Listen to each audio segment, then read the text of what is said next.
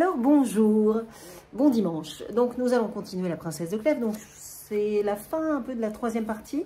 Monsieur de Clèves donc sait que sa femme a une inclination pour quelqu'un. Il a aussi deviné qu'il s'agissait de monsieur de Nemours. Et donc voilà. Donc là je continue. La suite. Les préparatifs pour le mariage de madame étaient achevés. Le duc d'Albe arriva pour l'épouser. Il fut reçu avec toute la magnificence et toutes les cérémonies qui se pouvaient faire dans une pareille occasion. Le roi envoya au-devant de lui le prince de Condé, les cardinaux de Lorraine et de Guise, les ducs de Lorraine, de Ferrare, d'Aumale, de Bouillon, de Guise et de Nemours. Ils avaient plusieurs gentilshommes et grand nombre de pages vêtus de leurs livrées. Le roi attendit lui-même le duc d'Albe à la première porte du Louvre, avec les 200 gentilshommes, servants et le connétable à leur tête. Lorsque ce duc fut proche du roi, il voulut lui embrasser les genoux. Mais le roi l'en empêcha et le fit marcher à son côté jusque chez la reine et chez madame, à qui le duc d'Albe apporta un présent magnifique de la part de son maître. Il alla ensuite chez madame Marguerite, sœur du roi, lui faire les compliments de monsieur de Savoie et l'assurer qu'il arriverait dans peu de jours. L'on fit de grandes assemblées au Louvre pour faire voir au duc d'Albe et au prince d'Orange qui l'avait accompagné les beautés de la cour. Madame de Clèves n'osa se dispenser de s'y trouver, quelque envie qu'elle en eut par la crainte de déplaire à son mari, qui lui commanda absolument d'y aller. Ce qui l'y déterminait encore davantage était l'absence de monsieur de Nemours. Il était allé au-devant de monsieur de Savoie, et après que ce prince fut arrivé, il fut obligé de se tenir presque toujours auprès de lui, pour lui aider à toutes les choses qui regardaient les cérémonies de ses noces. Cela fit que madame de Clèves ne rencontra pas ce prince aussi souvent qu'elle avait accoutumé, et elle s'en trouvait dans quelque sorte de repos. Le vidame de Chartres n'avait pas oublié la conversation qu'il avait eue avec monsieur de Nemours. Il lui était demeuré dans l'esprit que l'aventure que ce prince lui avait contée était la sienne propre, et il l'observait avec tant de soin que peut-être aurait-il démêlé la vérité, sans que l'arrivée du duc d'Albe et celle de monsieur de Savoie firent un changement et une occupation dans la cour qui l'empêcha de voir ce qui aurait pu l'éclairer. L'envie de s'éclaircir, ou plutôt la disposition naturelle que l'on a de conter tout ce que l'on sait à ce que l'on aime, fit qu'il redit à madame de Martigues l'action extraordinaire de cette personne, qui avait avoué à son mari la passion qu'elle avait pour un autre. Il l'assura que monsieur de Nemours était celui qui avait inspiré cette violente passion, et il la conjura de lui aider à observer ce prince. Madame de Martigues fut bien aise d'apprendre ce que lui dit le vidame, et la curiosité qu'elle avait toujours vue à madame la dauphine pour ce qui regardait monsieur de Nemours lui donnait encore plus envie de pénétrer cette aventure. Voilà, hop, il y a une petite rumeur, et ils veulent tous savoir de qui l'on parle, évidemment. Peu de jours avant celui que l'on avait choisi pour la cérémonie du mariage, la reine dauphine donnait à souper au roi son beau-père et à la duchesse de Valentinois. Madame de Clèves, qui était occupée à s'habiller, alla au Louvre plus tard que de coutume. En y allant, elle trouva un gentilhomme qui la venait quérir de la part de madame la dauphine. Comme elle entrait dans la chambre, cette princesse lui cria, de dessus son lit où elle était, qu'elle l'attendait avec une grande impatience. « Je crois, madame, lui répondit-elle, que je ne dois pas vous remercier de cette impatience, et qu'elle est sans doute causée par quelque autre chose que par l'envie de me voir. » « Vous avez raison, lui répliqua la reine dauphine, mais néanmoins vous devez m'en être obligée, car je veux vous apprendre une aventure que je suis assurée que vous serez bien aise de savoir. » Madame de Clèves se mit à genoux devant son lit, et par bonheur pour elle, elle n'avait pas le jour au visage. « Vous savez, lui dit cette reine, l'envie que nous avions de deviner ce qui causait le changement qui paraît au duc de Nemours. Je crois le savoir, et c'est une chose qui vous surprendra. Il était éperdument amoureux et fort aimé d'une des plus belles personnes de la cour. » Ces paroles que madame de Clèves ne pouvait s'attribuer puisqu'elle ne croyait pas que personne sût qu'elle aimait ce prince, lui causèrent une douleur qu'il est aisé de s'imaginer. « Je ne vois rien en cela, répondit-elle, qui doive surprendre un homme de l'âge de monsieur de Nemours, et fait comme il est. Ce n'est pas aussi, reprit madame la dauphine, ce qui vous doit étonner. Mais c'est de savoir que cette femme qui aime monsieur de Nemours ne lui en a jamais donné aucune marque, et que la peur qu'elle a eue de n'être pas toujours maîtresse de sa passion a fait qu'elle l'a avoué à son mari, afin qu'il l'ôtât de la cour. Et c'est monsieur de Nemours lui-même qui a conté ce que je vous dis. Si madame de Clèves avait eu d'abord de la douleur par la pensée qu'elle n'avait aucune part à cette aventure, les dernières paroles de Madame la Dauphine lui donnèrent du désespoir par la certitude de n'y en avoir que trop. Elle ne put répondre et demeura la tête penchée sur le lit, pendant que la reine continuait de parler, si occupée de ce qu'elle disait qu'elle ne prenait pas garde à cet embarras. Lorsque Madame de Clèves fut un peu remise, « Cette histoire ne me paraît guère vraisemblable, madame, répondit-elle, et je voudrais bien savoir qui vous l'a contée. C'est Madame de Martigues, répliqua Madame la Dauphine, qui l'a apprise du vidame de Chartres. Vous savez qu'il en est amoureux. Il la lui a confiée comme un secret, et il la sait du duc de Nemours lui-même. Il est vrai que le duc de Nemours ne lui a pas dit le nom de la dame, et ne lui a même pas avoué que ce fut lui qui en fut aimé. Mais le vidame de Chartres n'en doute point. » Comme la reine Dauphine achevait ces paroles, quelqu'un s'approcha du lit. Madame de Clèves était tournée d'une sorte qui l'empêchait de voir qui c'était. Mais elle n'en douta pas, lorsque Madame la Dauphine se récria avec un air de gaieté et de surprise. « Le voilà, lui-même, et je veux lui demander ce qui en est. » Madame de Clèves connut bien que c'était le duc de Nemours, comme ce l'était en effet, sans se retourner de son côté. Elle s'avança avec précipitation vers Madame la Dauphine et lui dit tout bas qu'il fallait bien se garder de lui parler de cette aventure, qu'il l'avait confiée au vidame de Chartres, et que ce serait une chose capable de les brouiller. Madame la Dauphine lui répondit en riant qu'elle était trop prudente et se retourna vers Monsieur de Nemours. Il était paré pour l'assemblée du soir, et prenant la parole avec cette grâce qui lui était si naturelle. « Je crois, madame, dit-il, que je puis penser sans témérité que vous parliez de moi quand je suis entrée, que vous aviez besoin de me demander quelque chose et que Madame de Clèves s'y oppose. »« Il est vrai, répondit Madame la Dauphine, mais je n'aurai pas pour elle la complaisance que j'ai accoutumé d'avoir. Je veux savoir de vous si une histoire que l'on m'a contée est véritable, et si vous n'êtes pas celui qui est amoureux et aimé d'une femme de la cour, qui vous cache sa passion avec soin et qui l'a avouée à son mari. » Le trouble et l'embarras de Madame de Clèves étaient au-delà de tout ce que l'on peut s'imaginer. Et si la mort se fût présentée pour la tirer de cet état, elle l'aurait trouvé agréable. Mais M. de Nemours était encore plus embarrassé, s'il est possible. Le discours de Madame la Dauphine, dont il avait eu lieu de croire qu'il n'était pas haï, en présence de Madame de Clèves, qui était la personne de la cour en qui elle avait le plus confiance, et qui en avait aussi le plus en elle, lui donnait une si grande confusion de pensées bizarres qu'il lui fut impossible d'être maître de son visage. L'embarras où il voyait Madame de Clèves par sa faute et la pensée du juste sujet qui lui donnait de le haïr, lui causa un saisissement qui ne lui permit pas de répondre. Madame la Dauphine, voyant à quel point il était interdit. « Regardez-le, dit-elle à Madame de Clèves, et jugez si cette aventure n'est pas la sienne. » Cependant, M. de Nemours, revenant de son premier trouble, et voyant l'importance de sortir d'un pas si dangereux, se rendit maître tout d'un coup de son esprit et de son visage. « J'avoue, madame, dit-il, que l'on ne peut être plus surpris et plus affligé que je le suis de l'infidélité que m'a faite le vidame de Chartres, en racontant l'aventure d'un de mes amis que je lui avais confié. Je pourrais m'en venger, continua-t-il, en souriant avec un air tranquille qui ôta quasi à Madame la Dauphine des soupçons qu'elle venait d'avoir. Il m'a confié des choses qui ne sont pas d'une médiocre importance. Mais je ne sais, madame, poursuivit-il, pourquoi vous me faites l'honneur de me mêler à cette aventure. Le vidame ne peut pas dire qu'elle me regarde, puisque je lui ai dit le contraire.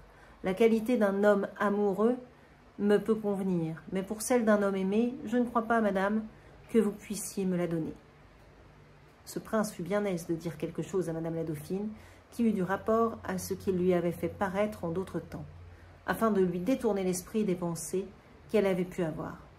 Elle crut bien aussi entendre ce qu'il disait, mais sans y répondre, elle continua à lui faire la guerre de son embarras.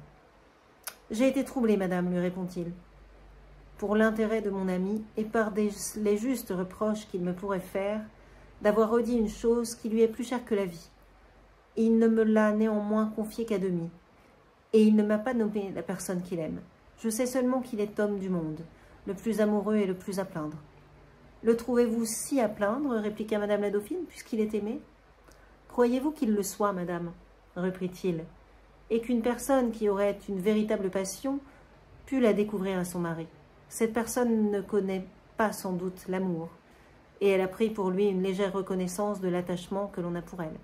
Mon ami ne se peut flatter d'aucune espérance. Mais tout malheureux qu'il est, il se trouve heureux d'avoir du moins donné la peur de l'aimer, et il ne changerait pas son état contre celui du plus heureux amant du monde. Votre ami a une passion bien aisée à satisfaire, dit madame la dauphine, et je commence à croire que ce n'est pas de vous dont vous parlez. Il ne s'en faut guère, continua-t-elle, que je ne sois de l'avis de madame de Clèves, qui soutient que cette aventure ne peut être véritable. Je ne crois pas en effet qu'elle le puisse être, reprit madame de Clèves, qui n'avait point encore parlé, et quand il serait possible qu'elle le fût, par où l'aurait-on pu savoir? Il n'y a pas d'apparence qu'une femme capable d'une chose si extraordinaire eût la faiblesse de la raconter. Apparemment, son mari ne l'aurait pas raconté non plus, ou ce serait un mari bien indigne du procédé que l'on aurait eu avec lui. Monsieur de Nemours, qui vit les soupçons de madame de Clèves sur son mari, fut bien aise de les lui confirmer. Il savait que c'était le plus redoutable rival qui l'eût à détruire. La jalousie, répondit-il, et la curiosité d'en savoir peut-être davantage que l'on ne lui en a dit, peuvent faire bien des imprudences à un mari. Madame de Clèves était à la dernière épreuve de sa force et de son courage, et ne pouvant plus soutenir la conversation, elle allait dire qu'elle se trouvait mal, lorsque, par bonheur pour elle, la duchesse de Valentinois entra, qui dit à madame la dauphine que le roi allait arriver. Cette reine passa dans son cabinet pour s'habiller. Monsieur de Nemours s'approcha de madame de Clèves, comme elle la voulait suivre. « Je donnerai ma vie, madame, lui dit-il, pour vous parler un moment. Mais de tout ce que j'aurai d'important à vous dire, rien ne me le paraît davantage que de vous supplier de croire que si j'ai dit quelque chose où madame la dauphine puisse prendre part, je l'ai fait par des raisons qui ne la regardent pas. » Madame de Clèves ne fit pas semblant d'entendre monsieur de Nemours, elle le quitta sans le regarder et se mit à suivre le roi qui venait d'entrer. Comme il y avait beaucoup de monde, elle s'embarrassa dans sa robe et fit un faux pas. Elle se servit de ce prétexte pour sortir d'un lieu où elle n'avait pas la force de demeurer, et feignant de ne se pouvoir soutenir, elle s'en alla chez elle. Monsieur de Clèves vint au Louvre et fut étonné de n'y pas trouver sa femme. On lui dit l'accident qui lui était arrivé. Il s'en retourna à l'heure même pour apprendre de ses nouvelles. Il la trouva au lit, et il sut que son mal n'était pas considérable. Quand il eut été quelque temps auprès d'elle, il s'aperçut qu'elle était dans une tristesse si excessive qu'il en fut surpris. « Qu'avez-vous, madame ?» lui dit-il. « Il me paraît que vous avez quelque autre douleur que celle dont vous vous plaignez. »« J'ai la plus sensible affliction que je pouvais jamais avoir, » répondit-elle. « Quel usage avez-vous fait de la confiance extraordinaire, ou pour mieux dire folle, que j'ai eue pour vous? Ne méritais-je pas le secret? Et quand je ne l'aurais pas mérité, votre propre intérêt ne vous y engageait-il pas? Fallait-il que la curiosité de savoir un nom que je ne dois pas vous dire vous obligeât à vous confier à quelqu'un pour tâcher de le découvrir? Ce ne peut être que cette seule curiosité qui vous ait fait faire une si cruelle imprudence. Les suites en sont aussi fâcheuses qu'elles pouvaient l'être. Cette aventure est sue, et on me la vient de conter, ne sachant pas que j'y eusse le principal intérêt. « Que me dites-vous, madame ?» lui répondit-il. « Vous m'accusez d'avoir conté ce qui s'est passé entre vous et moi, et vous m'apprenez que la chose est sue. Je ne me justifie pas de l'avoir redite.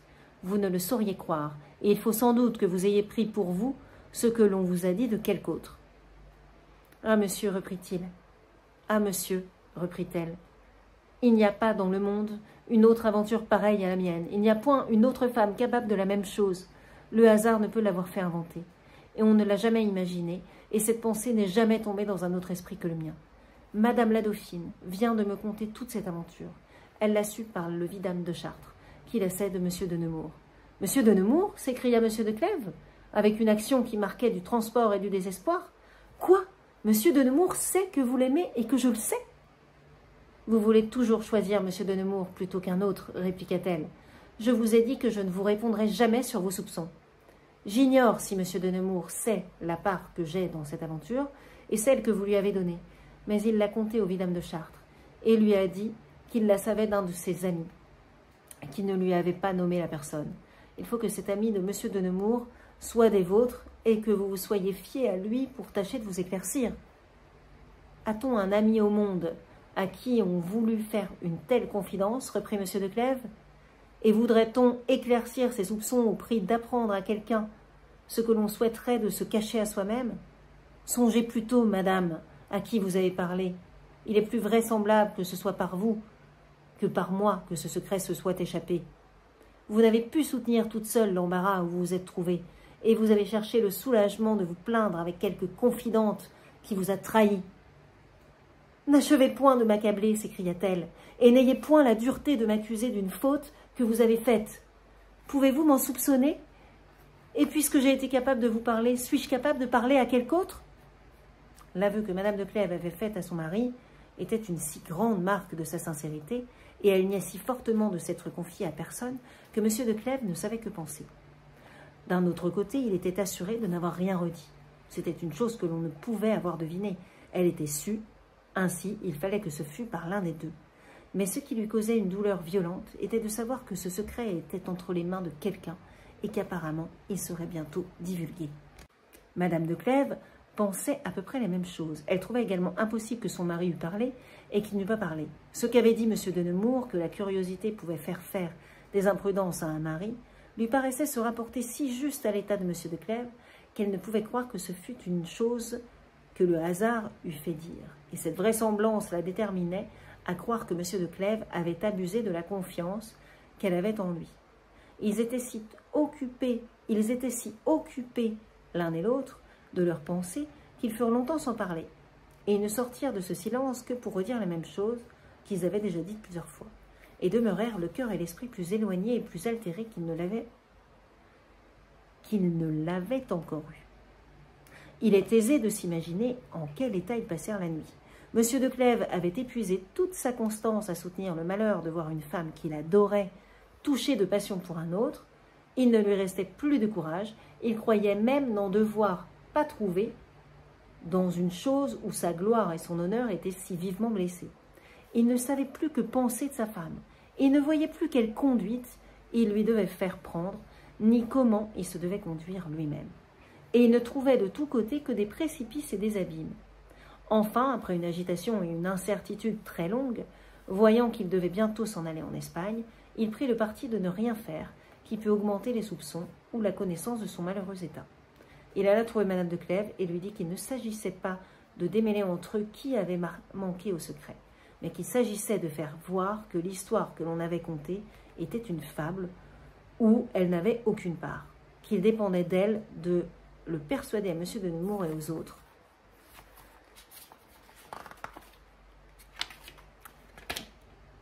qu'elle n'avait qu'à agir avec lui, avec la sévérité et la froideur qu'elle devait avoir pour un homme qui lui témoignait de l'amour, que par ce procédé, elle lui ôterait aisément l'opinion qu'elle eut de l'inclination pour lui, qu'ainsi il ne fallait point s'affliger de tout ce qu'il aurait pu penser, parce que si dans la suite elle ne faisait paraître aucune faiblesse, toutes ses pensées se détruiraient aisément, et que surtout il fallait qu'elle allât au Louvre et aux assemblées comme à l'ordinaire.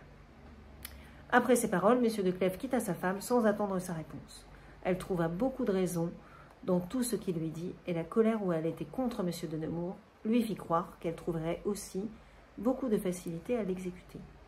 Mais il lui parut difficile de se trouver à toutes les cérémonies de mariage et d'y paraître avec un visage tranquille et un esprit libre.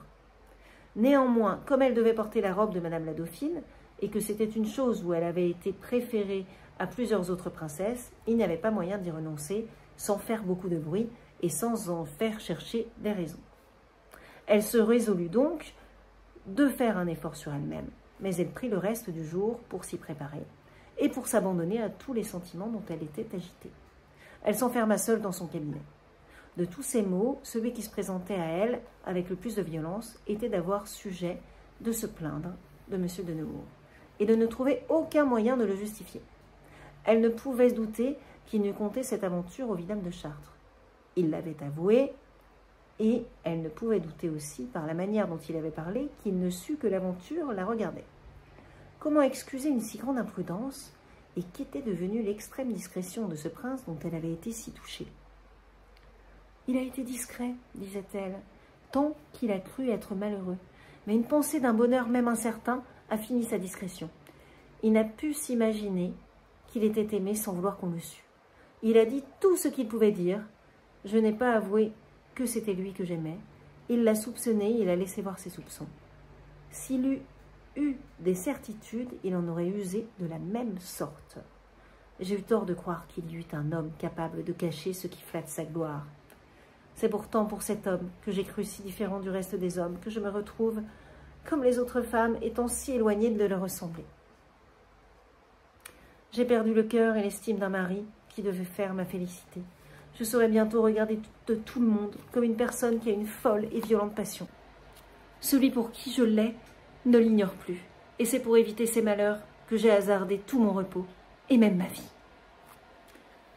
Ces tristes réflexions étaient suivies d'un torrent de larmes, mais quelque douleur dont elle se trouva accablée, elle sentait bien qu'elle aurait eu la force de les supporter si elle avait été satisfaite de M. de Nemours. Ce prince n'était pas dans un état plus tranquille. L'imprudence qu'il avait faite d'avoir parlé au vidame de Chartres et les cruelles suites de cette imprudence lui donnaient un déplaisir mortel. Il ne pouvait se représenter sans être accablé l'embarras, le trouble et l'affliction où il avait vu Madame de Clèves. Il était inconsolable de lui avoir dit des choses sur cette aventure qui, bien que galantes par elles-mêmes, lui paraissaient dans ce moment grossières et peu polies, puisqu'elles avaient fait entendre à Madame de Clèves qu'il n'ignorait pas qu'elle était cette femme qui avait une passion violente et qu'il était celui pour qui elle l'avait. Tout ce qu'il eût pu souhaiter eût été une conversation avec elle, mais il trouvait qu'il la devait craindre plutôt que de la désirer. « Qu'aurais-je à lui dire » s'écriait-il. « Irais-je encore lui montrer ce que je ne lui ai déjà que trop fait connaître?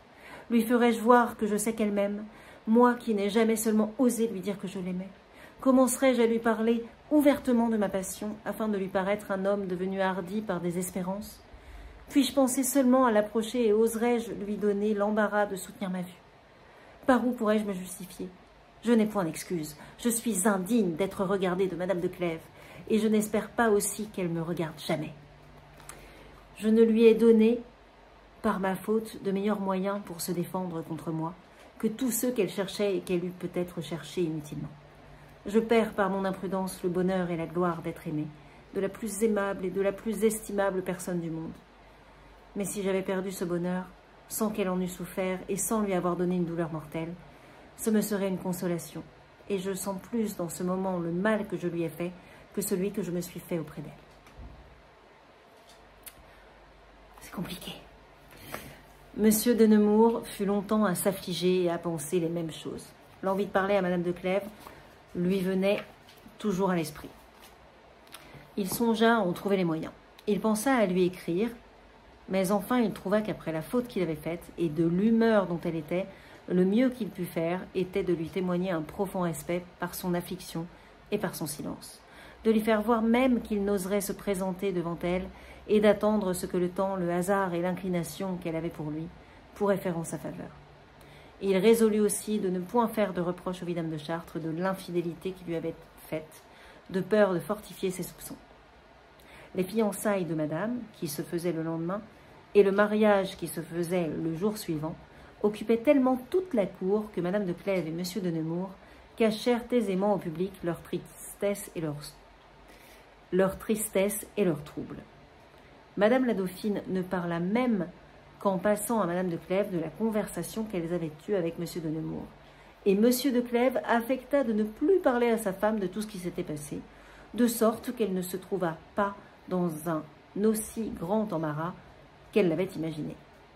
Les fiançailles se firent au Louvre, et après le festin et le bal, toute la maison royale alla coucher à l'évêché, comme c'était la coutume. Le matin, le duc d'Albe, qui n'était jamais vêtu que fort simplement, mit un habit de drap d'or, mêlé de couleurs de feu, de jaune et de noir, tout couvert de pierreries, et il avait une couronne fermée sur la tête. Le prince d'Orange, habillé aussi magnifiquement, avec ses livrées, et tous les Espagnols suivis dès l'heure, vinrent prendre le duc d'Albe à l'hôtel de Villeroy où il était logé, et partirent marchant 4 à 4 pour venir à l'évêché. Sitôt qu'il fut arrivé, on alla par ordre à l'église.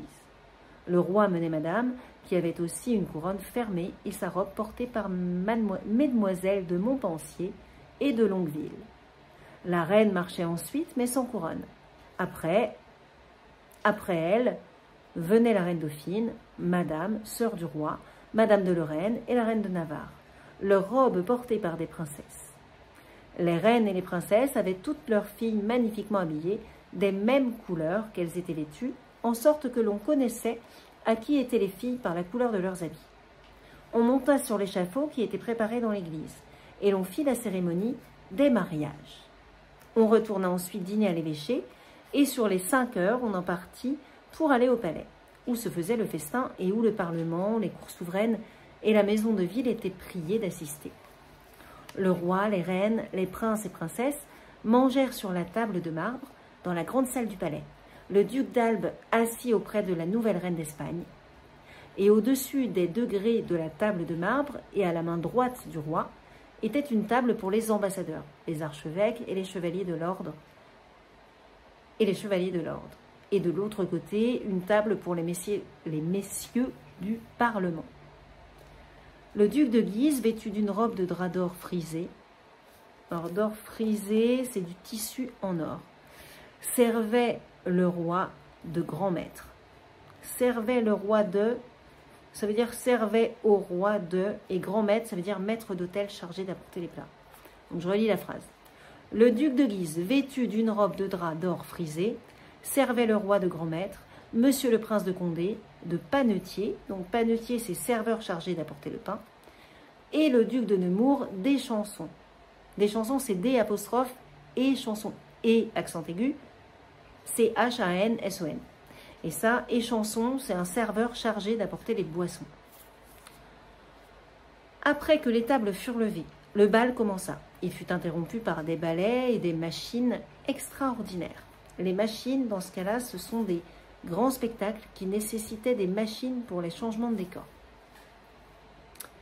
Donc, après que les tables furent levées, le bal commença, il fut interrompu par des ballets et par des machines extraordinaires. On le reprit ensuite, et enfin, après minuit, le roi et toute la cour s'en retournèrent au Louvre. Quelque triste que fût Madame de Clèves, elle ne laissa pas de paraître aux yeux de tout le monde, et surtout aux yeux de Monsieur de Nemours, d'une beauté incomparable. Il n'osa lui parler, quoique l'embarras de cette cérémonie lui en donna plusieurs moyens. Mais il lui fit voir tant de tristesse et une crainte si respectueuse de l'approcher qu'elle ne le trouva plus si coupable, quoiqu'il ne lui eût rien dit pour se justifier. Il eut la même conduite les jours suivants, et cette conduite fit aussi le même effet sur le cœur de Madame de Clèves. Enfin, le jour du tournoi arriva. Les reines se rendirent dans les galeries et sur les échafauds qui leur avaient été destinés. Les 4 tenants parurent au bout de la lice avec une quantité de chevaux et de livrées qui faisait le plus magnifique spectacle qui eût jamais paru en France. Le roi n'avait point d'autre couleur que le blanc et le noir, qu'il portait toujours à cause de Madame Valentinois, qui était veuve. Monsieur de Ferrare et toute sa suite avaient du jaune et du rouge. Monsieur de Guise parut avec de l'incarnat et du blanc. On ne savait d'abord par quelle raison il avait ces couleurs, mais on se souvint que c'était celle d'une belle personne qu'il avait aimée pendant qu'elle était fille, et qu'il l'aimait encore, quoiqu'il n'osât plus le lui faire paraître. Monsieur de Nemours avait du jaune et du noir. On en chercha inutilement la raison. Madame de Clèves n'eut pas de peine à le deviner. Elle se souvint d'avoir dit devant lui qu'elle aimait le jaune, qu'elle était fâchée d'être blonde, parce qu'elle n'en pouvait mettre. Ce prince crut pouvoir paraître avec cette couleur sans indiscrétion, puisque Madame de Clèves n'en mettant point, on ne pouvait soupçonner que ce fût la sienne. Jamais on n'a fait voir tant d'adresse que les 4 tenants en firent paraître. Quoique le roi fût le meilleur homme de cheval de son royaume, on ne savait à qui donner l'avantage. Monsieur de Nemours avait un agrément dans toutes ses actions qui pouvait faire pencher en sa faveur des personnes moins intéressées que Madame de Clèves. Sitôt qu'elle le vit paraître, au bout de la lice, elle sentit une émotion extraordinaire, et à toutes les courses de ce prince, elle avait de la peine à cacher sa joie, lorsqu'il avait heureusement fourni sa carrière. Fourni sa carrière, c'est combattu à cheval.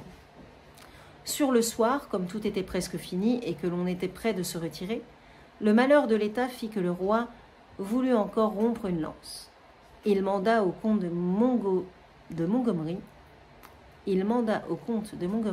qui était extrêmement adroit, qu'il se mit sur la lice. Le comte supplia le roi de l'en dispenser et allégua toutes les excuses dont il put s'aviser. Mais le roi, quasi en colère, lui fit dire qu'il le voulait absolument. La reine manda au roi qu'elle le conjurait de ne plus courir, qu'il avait si bien fait qu'il devait être content, et qu'elle le suppliait de revenir auprès d'elle. Il répondit que c'était pour l'amour d'elle qu'il allait courir encore et entra dans la barrière. Elle lui renvoya M. de Savoie pour le prier une seconde fois de revenir, mais tout fut inutile. Il courut, les lances se brisèrent, et un éclat de celle du comte de Montgomery lui donna dans l'œil et y demeura. Ce prince tomba du coup. Ses écuyers et M. de Montmorency, qui était un des maréchaux du camp, coururent à lui. Ils furent étonnés de le voir si blessé, mais le roi ne s'étonna point. Il dit que c'était peu de choses et qu'il pardonnait au comte de Montgomery. On peut juger quel trouble et quelle affliction apporta un accident si funeste dans une journée destinée à la joie. Donc là, en gros, le roi s'est quand même pris un éclat de lance dans l'œil. Et ils disent bien, il courut, les lances se brisèrent, et un éclat de celle du comte de Montgomery lui donna dans l'œil, et il demeura. Voilà, donc il se prend le truc dans l'œil. Enfin bref, donc il n'en veut pas quand même au comte de Montgomery. On peut juger quand même donc quel trouble et quelle affliction apporta un accident si funeste dans une journée destinée à la joie. Sitôt que l'on eut porté le roi dans son lit et que les chirurgiens eurent visité sa plaie, ils la trouvèrent très considérable. Monsieur le connétable se souvint, dans ce moment, de la prédiction que l'on avait faite au roi, qu'il serait tué dans un combat singulier, et il ne douta point que la prédiction ne fût accomplie. Le roi d'Espagne, qui était alors à Bruxelles, étant averti de cet accident, envoya son médecin, qui était un homme d'une grande réputation, mais il jugea le roi sans espérance. Le roi sans espérance, ça veut dire sans espoir de guérison. Historiquement, le tournoi eut lieu le 30 juin 1659. Henri II mourut 11 jours plus tard. Donc voilà, on est quand même encore témoin de quelque chose de réel, quoi, de l'histoire qui a eu vraiment lieu, quoi. Donc voilà, grâce à Madame de Lafayette, qui était, même si elle n'était pas contemporaine complètement, bah puisque l'histoire se passe un peu 100 ans avant qu'elle ait vécu, c'est quand même un vrai témoignage. C'est ça qui est très intéressant dans La Princesse de Clèves. Donc, hop, donc le roi d'Espagne, qui était alors à Bruxelles, étant averti de cet accident, envoya son médecin, qui était un homme d'une grande réputation, mais il jugea le roi sans espérance. Une cour aussi partagée et aussi remplie d'intérêts opposés n'était pas dans une médiocre agitation à la veille d'un si grand événement. Néanmoins, tous les mouvements étaient cachés, et l'on ne paraissait occupé que de l'unique inquiétude de la santé du roi. Les reines, les princes et les princesses ne sortaient presque point de son antichambre. Madame de Clèves, sachant qu'elle était obligée d'y être, qu'elle y verrait M. de Nemours, qu'elle ne pourrait cacher à son mari l'embarras que lui causait cette vue, connaissant aussi que la seule présence de ce prince le justifiait à ses yeux et détruisait toutes ses résolutions, prit le parti de feindre d'être malade. Elle feint beaucoup quand même qu'elle est malade, cette petite Madame de Clèves. Un peu fragile. La cour était trop occupée pour avoir de l'attention à sa conduite et pour démêler si son mal était faux ou véritable. Son mari seul pouvait en connaître la vérité. Mais elle n'était pas fâchée qu'il la connût. Ainsi, elle demeura chez elle, peu occupée du grand changement qui se préparait, et remplie de ses propres pensées. Elle avait toute la liberté de s'y abandonner. Tout le monde était chez le roi. Monsieur de Clèves venait à de certaines heures lui en dire des nouvelles. Il conservait avec elle le même procédé qu'il avait toujours eu, or que, quand ils étaient seuls, il y avait quelque chose d'un peu plus froid et de moins libre. Il ne lui avait point reparlé de tout ce qui s'était passé, et n'avait pas eu la force et n'avait pas même jugé à propos de reprendre cette conversation. Monsieur de Nemours, qui s'était attendu à trouver quelques moments à parler à Madame de Clèves, fut bien surpris et bien affligé de n'avoir pas seulement le plaisir de la voir,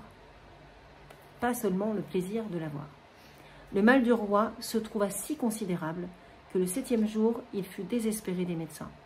Il reçut la certitude de sa mort avec une fermeté extraordinaire et d'autant plus admirable qu'il perdait la vie par un accident si malheureux qu'il mourait à la fleur de son âge. Heureux, adoré de ses peuples et aimé d'une maîtresse qu'il aimait éperdument.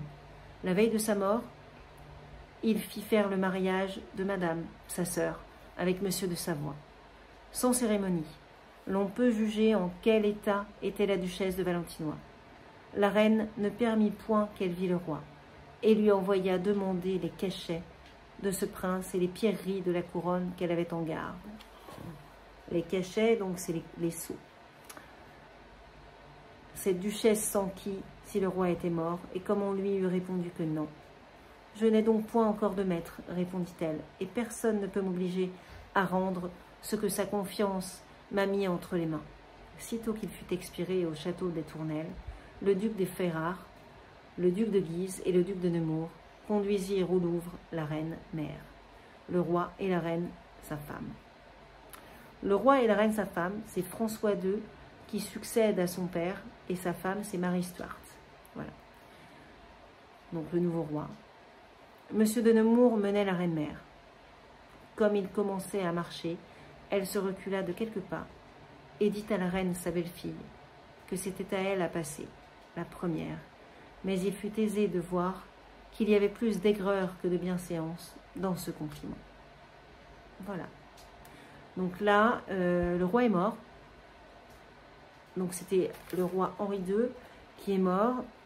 Son fils, François II, donc, qui succède à son père.